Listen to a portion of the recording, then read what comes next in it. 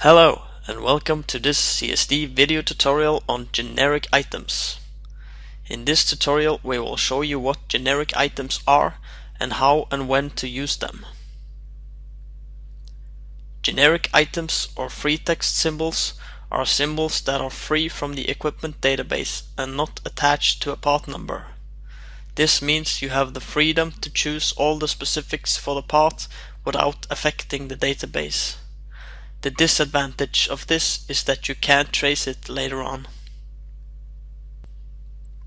Generic symbols are used typically when there is lesser information available about parts. Often that is parts where there's no information about part number. In CSD, generic symbols are almost always used when you insert equipment like blank pipes, puck joints and tubings. For more important elements such as packers, valves, nipples and so on, you should have a part number. You find the generic items at the top in the toolbox, and you use them the same way as the ordinary parts, by choosing symbol and drag and drop into the schematic.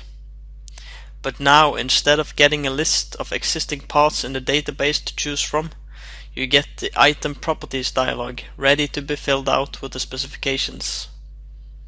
CSD automatically comes with suggestions for some of the data, like threads type and size and so on.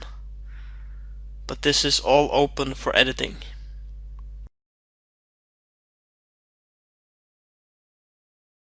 Another way to use generic items is to select a similar existing part from the schematic, right-click it and choose Item Properties. As you can see, there's a Detach button. This means that you can unlock a part and change some parameters if they don't correspond to the correct specifications.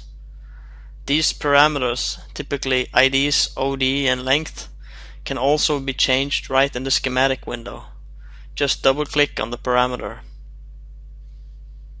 Changes made won't affect the part registered in the database, and the generic items won't get a specific part number. Thank you for watching this tutorial. If any questions, please get in touch with us in CSD support.